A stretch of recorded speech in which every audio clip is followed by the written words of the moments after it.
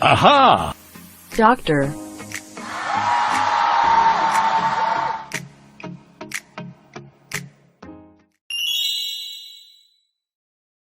안녕하세요. 산부인과 전문의 예진산부인과 원장 오상윤입니다. 오늘부터 입덧에 대한 설명을 해보려고 하는데요. 우리가 임신이라고 하면 대표적인 임신의 증상이 무엇이 있을까요? 가장 임신을 시작하게 되면 가장 대표적인 증상이 입덧이잖아요. 그래서 드라마 같은 데서도 보면 임신이 의도된 상황에서 여배우들이 이불을 막 틀어막으면서 욱욱 하면서 막 헛구역질을 하는 이런 장면들을 떠올리게 되는데요. 그만큼 입덧이 임신의 대표적인 증상이고 또 많은 임신부들이 이 입덧으로 많이 고통을 받고 괴로워하기 때문에 이 입덧이 무엇이고 이 입덧을 어떻게 좀 극복할 수 있는가 이런 설명들을 오늘부터 입덧이라는 주제로 1편, 2편, 3편에 걸쳐서 한번 설명해 보려고 합니다. 그럼 강의를 한번 시작해 볼게요. 그래서 이제 산부인과 교과서 최신 직연 25판, 윌리엄스 25판 내용을 한번 먼저 살펴보죠. 산부인과 의사들은 이 입덧을 교과서로 어떻게 배우냐면은 입덧이란 임신 전반기에 임신부가 느끼는 메스꺼움과 구토, 그러니까 뭐 미식거리고 토하고 하는 증상들을 임신 초기에 느끼는 것을 입덧이라고 하죠. 굉장히 당연한데, 근데 이게 이제 그 임신 초기에, 즉 예상 생리 한 1, 2주 그 시점부터 이제 입덧이 생기는데, 특별히 임신을 이렇게 계획하고 있는 여성이 아니면 뭐 바쁘게 살다 보니까 임신인 줄 모르고 이렇게 미식거리고 토하면 위장질환인 줄 알고 이렇게 내과에 가서 또는 약국에 가서 불필요하게 위장약을 복용한다는 거예요. 그러므로 가임기 여성이라면, 즉 가임기 여성이라는 게 임신이 가능한 여성이잖아요. 그래서 임신 가능한 여성이 생리를 안 하고 한 1, 2주 사이에 생리가 1, 2주 지나가는 그 와중에 미식거리고 토한다면 위장장애라고 생각하지 말고 임신이라고 그러니까 임신이라고 좀 의심을 하는 게 좀 현명하겠죠. 그래서 약을 함부로 먹어서 후회를 하는 일이 없도록 하는 게 중요할 것입니다. 그래서 이제 발생 시기를 보면 언제 입덧이 시작되는가? 대개는 임신 5, 6주경. 그러니까 생리를 해야 되는데 생리를 안 하고 한 일주일이나 2주일이 지난 그 시점이 임신 5주와 6주에 해당하는 거거든요. 그래서 임신 5, 6주경에 시작을 한다. 그리고 이제 발생 빈도, 그러면 얼마나 많은 임신부들이 입덧을 합니까? 라고 물어보면 임신부의 75%, 약 4분의 3 정도에서 발생을 한다. 그러면 10명 중에 7, 8명이 입덧을 한다는 얘기예요. 그리고 이제 심각한 정도, 그러니까 이 입덧이 굉장히 다양하거든요, 증상이. 그래서 사실은 위에서도 보지만 10명 중에 한 2, 3명 정도는 입덧을 안 할 수도 있는 거잖아요.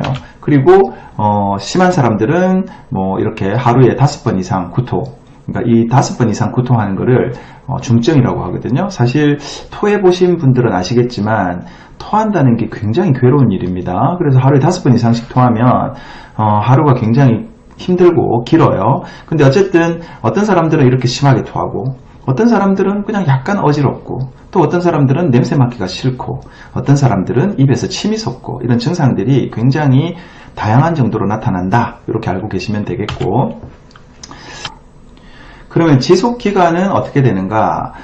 입덧을 시작하게 되면 대개 이제 임신부들이 임신 7주나 8주, 심장 소리 들을 때쯤 되면은 좀 입덧이 많이 심해지거든요. 그래서 그때 진료를 보러 오시는 많은 임신부님들께서 이 입덧이 얼마나 갈까요? 이제 이 괴로운 시간이 빨리 지나갔으면 좋겠는데 얼마나 갈까요? 하고 이렇게 질문을 하거든요. 그래서 교과서에는 이렇게 평균 임신 14주에서 16주까지 지속된다. 제가 이제 보통 그 설명을 할 때는 임신 7, 8주경에 오셔서 호소를 하면 한 달 정도 더 할 거예요. 이렇게 얘기를 하고, 또 실제로 이제 아기 그 초음파를 한 달 후에 보러 오시면서 목덜미 두께 재러 오시는 12주쯤 됐을 때 이제 입덧 증상을 한번 문진을 해보면 그때쯤 되면 산모들이 좀 많이 좋아졌어요. 이렇게 얘기를 해요. 그래서 어쨌든 이 입덧이 임신 14에서 16주 정도까지 좀 지속될 거다. 이렇게 알고 계시면 되겠고, 교과서에는 한 50%가, 그러니까 반수가 임신 14주의 증상이 사라지고 90%가 임신 22주에 입덧 증상이 사라집니다. 라고 이제 연구 논문의 결과가 이렇게 나와 있는데, 그러면은 뒤집어 생각해 보면 좀 운이 없게도 10명 중에 1명은 또 임신 기간 내내 또는 임신 후반기까지 입덧이 지속되는 산모들도 있다. 이렇게 알고 계시면 되겠고, 일중 변화. 그럼 하루 중에 입덧이 언제가 심할 것인가 뭐 이런 것들을 한번 또 설명하는 내용이 있는데요. 그래서 원래 입덧이 영어로는 모닝 시크니스예요. 아침에 괴롭다. 그래서 특히 아침에 증상이 심하다.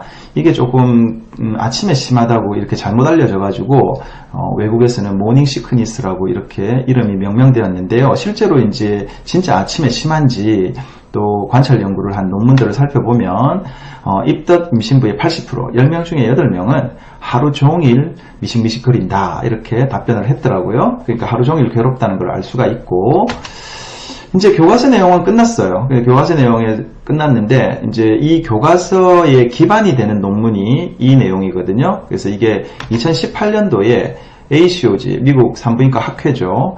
Practice Bulletin, 이게 이제 임상 지침이라고 해서 산부인과 의사들이 이걸 보고 이제 환자 진료를 하는데 지침서로 이용을 하는 그런 걸 이 논문 형식으로 만드는 게 이 임상 지침인데, 이 내용이 이제 교과서 내용의 대부분이거든요. 그리고 그 교과서에서 빠진 내용을 한번 보충을 해보면 제목이 이렇게 Nausea and Vomiting of Pregnancy, 즉 임신 중 구역과 구토에 대한 총정리를 2018년에 정리를 해놨죠. 그 이후에는 뭐 따로 업그레이드 된 건 없기 때문에 이 내용이 최신 내용이라고 보시면 되겠는데, 간별진단. 이 간별진단이라는 게 무슨 말이냐면 임신부도 병이 걸릴 수 있어요. 입덧 때문에 꼭 미식거리고 토하는 것만은 아니거든요. 임신부도 감기가 걸릴 수가 있고, 장염이 걸릴 수가 있고, 맹장염이 걸릴 수가 있고, 뭐 두통이 걸릴 수가 있고, 아니면 간염이 걸릴 수가 있고, 여러 가지 임신부들도 병이 걸릴 수가 있어요. 근데 그냥 미식거리고 토하는 거를 임신했으니까 입덧일 거야 이렇게만 치부한다면 그 임신부는 그 병이 진행이 돼서 산모랑 태아가 위험해질 수도 있잖아요. 그래서 항상 미식거리고 토한다고 해서 입덧이라고만 치부하지 말고 이렇게 여러 가지 질병들을 좀 감별해라. 그럼 그런 질병들이 뭐가 있는지 이 논문은 의사들에게 가르치고 있는데요. 뭐 여러 가지 질병이 많죠. 하나하나 보면 대표적인 게 장염, 다 뭐 설명할 수는 없고 여러분들도 들어보면 알 수 있는 질환들을 제가 한번 거론해 볼게요. 장염이 있을 때 미식거리고 토할 수 있겠죠. 위무력증, 담도질환, 뭐 담석증이나 당관폐쇄, 담낭염 이런 것들이 있으면 또 토하고 미식거리거든요. 간염, 뭐 A, B, C 간염이 있는데 특히 그 중에서 A형 간염 같은 경우는 급성 간염을 일으키면서 막 미식거리고 토하고 황달이 오고 뭐 혼수가 오고 이러잖아요. 그 다음에 얼서 디지즈, 이제 궤양이죠. 뭐 위궤양, 십이지장 궤양 이런 것들이 올 때 또 미식거리고 토할 수가 있을 거고, 췌장염, 그리고 맹장염이라고 알려진 충수돌기염. 우리가 맹장염 생각하면 미식거리고 토하고 열나고 배 아프고 뭐 이런 거잖아요. 이런 미식거리고 토할 때 이런 질환들도 한번 생각해 봐야 된다 이런 거고, 그 다음에 신우신염, 뭐 난소염전. 원래 임신을 하면은 난소에 물혹 같은 게 좀 잘 생기거든요. 근데 그게 뭐 계란보다 크기가 큰 경우에 잘 꼬여요. 난소 그 줄기에서. 그렇게 꼬이게 되면은 또 배가 아프고 미식거리고 토하고 이러는데 그런 그 증상 징후에 따라서 이런 질환들도 감별해야 된다. 그 다음에 뭐 신결석, 그 다음에 당뇨병성 케토산증. 그러니까 보통 어릴 때부터 당뇨를 앓는 경우 1형 당뇨병인 경우가 있는데, 그런 여성들이 임신을 했을 때 뭐 입덧 때문에 미식거리고 토할 수도 있지만 당 조절이 잘 안 돼서 그 케토산증에 걸리면 또 미식거리고 토하고 의식 소실이 오고 뭐 멍하니 몽롱해지고 이런 게 있거든요. 그런 것들도 감별해야 되고, 그 다음에 갑상선 기능 항진증, 그 다음에 뭐 편두통. 아니 뭐 편두통이 있는데 뭘 미식거리고 토하나 이러는데, 사실 편두통이 심한 경우에 뭐 보통 약한 편두통 정도면 두통만 있을 테지만, 심한 편두통은 막 사물이 일그러져 보이고 막 어지럽고 토하고 막 그러거든요. 그래서 그럴 때 병력을 잘 문진해서 편두통이 있는지 이전부터 그런 것들도 찾아내야 되고, 그 다음에 뇌에 종양이 있는 경우, 그 다음에 약물 중독 같은 게 있는 경우. 일전에 이제 그 다른 병원에서 산전진찰을 받던 산모가 저희 병원에 한번 온 적이 있었어요. 근데 그 산모를 문진을 해보니까 무슨 약을 먹고 계시나요? 영양제는 뭘 먹고 계시나요? 이런 걸 물어보니까 이분이 비타민 D를 너무 많이 먹고 있는 거예요. 거의 하루에 5,000단위씩 먹고 있는 거예요. 보통 비타민 D 같은 경우는 하루에 1000단위 정도 복용해도 충분하거든요. 근데 이분이 미국에서 뭐 지인이 선물을 했다는 둥 하면서 비타민 D를 고용량으로 먹고 계셨는데, 결국 그분이 저한테 첫 진료를 보고 제가 비타민 D를 중단시키고 피검사 같은 걸 통해서 이제 좀 평가하는 그 와중에 2, 3일 후에 대학병원으로 의식이 떨어지고 막 무력해지고 막 토하고 그러면서 대학병원으로 전원된 적이 있었거든요. 그래서 이런 약물 중독도 잘 살펴봐야 되겠죠. 그 다음에 정신질환, 예를 들어 공황장애가 있다든지 불안증이 심한 이런 분들도 많이 토하거든요. 그 다음에 또 뭐 전자간증, 삼과적인 합병증으로 이런 것들이 있는지, 그래서 이 산모가 미식거리고 토한다고 해서 무조건 입덧이에요 이렇게 하진 않는다는 얘기예요. 이런 질병들을 다 검토를 해봐야 된다는 얘기예요. 원인, 그러면 입덧의 원인은 뭘까요? 라고, 사실 입덧의 원인이 정확하게 밝혀진 것은 없습니다. 다만 이런 원인일 것이다 하고 이론적으로 추정되고 있는데요. 대표적인 게 호르몬의 변동을 꼽고 있습니다. 그래서 그 중에 인간 육모 성선 자극 호르몬, HCG라는 호르몬인데, 이 호르몬은 임신이 아닐 때는 거의 검출이 안 되는데 임신을 하게 되면 태반이 만들어지면서 태반에서 형성되는 호르몬이거든요. 이 호르몬이 농도가 높이 올라가면서 입덧이 심해진다. 그 다음에 에스트로겐이라는 호르몬도 임신 중에 굉장히 많이 올라가는데, 이런 것들도 좀 미식거리고 토하게 한다라고 거론되고 있는데요. HCG라는 이 호르몬의 변화를 한번, 이 산모의 혈액 농도의 변화를 한번 살펴보면, 이 호르몬이 임신 아닐 때는 거의 검출이 안 되는데 임신 5주쯤 되면은 이제 이 그래프처럼 수치가 임신부의 몸에서 폭발적으로 양이 증가하게 됩니다. 그리고 임신 10주나 12주쯤 되면 아주 심하게 피크를 치죠. 가장 이제 많이, 그래서 막 수치가 막 20만, 30만까지 올라가는데, 그리고 이때 입덧이 제일 심해요. 또 임신부가. 그러니까 이 HCG 변화에 따라서 올라갈 때 입덧이 생기기 시작해서 HCG 농도가 제일 높은 10주에서 12주 사이에 제일 심하고, 15주, 16주쯤 되면 또 수치가 내려오기 때문에 이때 입덧이 해소가 되거든요. 그래서 이런 호르몬의 변동에 따라서 입덧의 변화가 일어나기 때문에 아마 이것의 변화로 인해서 입덧이 일어나는 것 같다 하고 하는 어떤 그 추론이 가장 좀 원인으로서 잘 설명하고 있는 원인으로서 거론되고 있고, 그 외에 이제 진화적 적응, 원래 이제 입덧이라는 게 임신 초기에 심하잖아요. 근데 그 임신 초기에 뱃속 태아에게서는 무슨 일이 일어나냐면 장기가 열심히 만들어지고 있거든요. 그런데 그때 임신부가 막 음식을 아무거나 먹고 약을 아무거나 먹고 이러면 안 되겠죠. 그래서 아기 보호 차원에서 임신부에게 아무거나 먹지 못하도록 입덧이 심하게 진화되지 않았느냐, 진화적인 측면에서 그렇게 증상이 나타나는 거 아니냐 하고 또 추측도 하고, 심리적인 성향, 어떤 임신부들은 이제 불안증이 좀 심하고 또 굉장히 우울증이 좀 있는 이런 분들, 임신이라는 자체가 이제 신체에 변화가 오고 또 불안하고 스트레스 받고 이런 상황들, 또 예민해지거든요. 잠도 깊이 못 자고,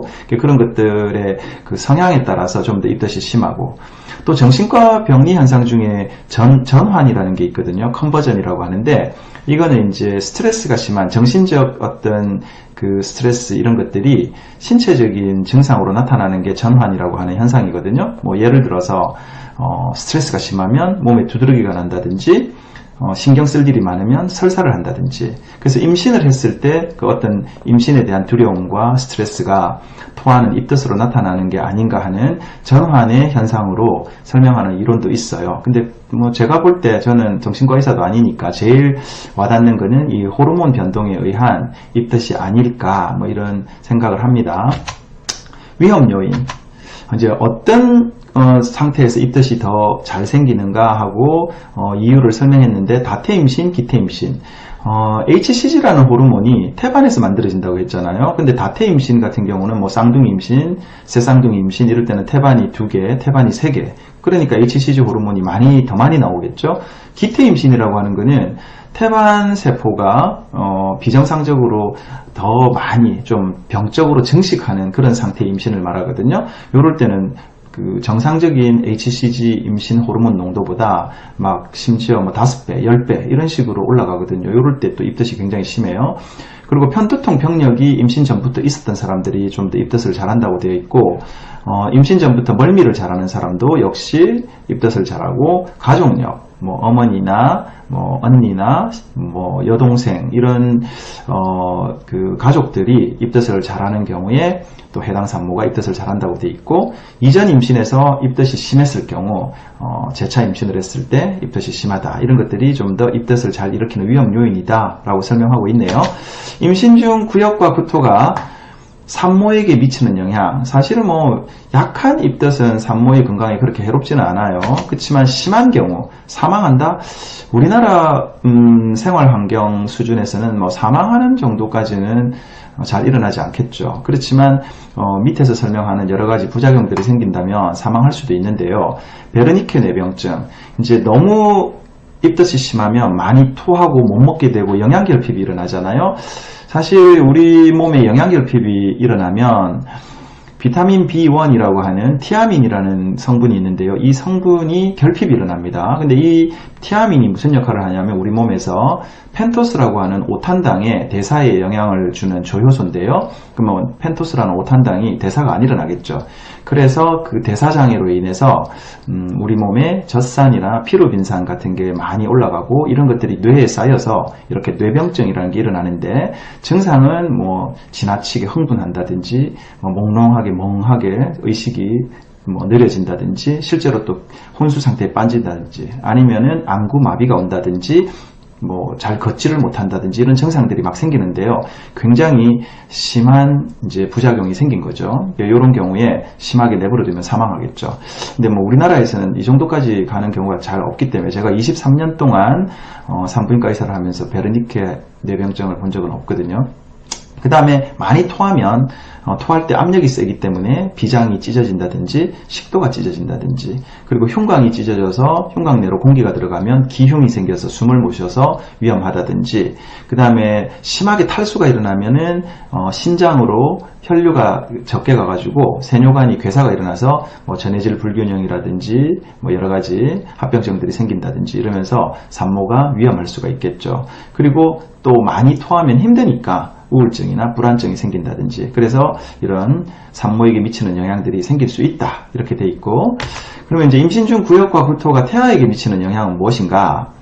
사실 아주 심각한 임신 과다구토가 아니라면 거의 영향 없다. 뭐 입덧을 많이 한다고 기형이 생긴다든지, 애기 뭐 지능이 떨어진다든지, 뭐 그런 경우, 가끔 저체중아가 생기지 않느냐. 근데 뭐 심하면 엄마가 체중이 거의 안 늘면 저체중아 생길 수 있겠죠. 그렇지만 그 외에는 뭐 그렇게 영향이 없다.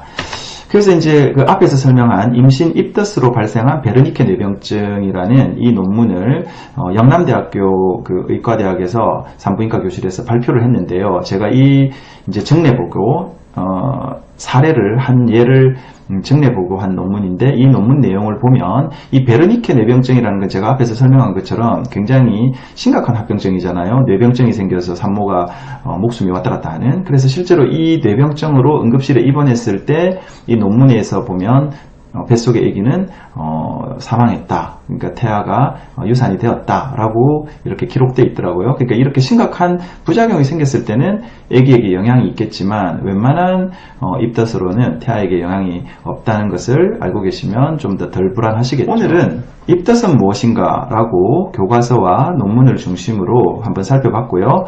다음 시간에는 입덧의 비약물적인 치료, 그 다음 시간에는 입덧의 약물적인 치료, 이런 순서대로 또 설명하는 시간을 가져보도록 하겠습니다. 감사합니다.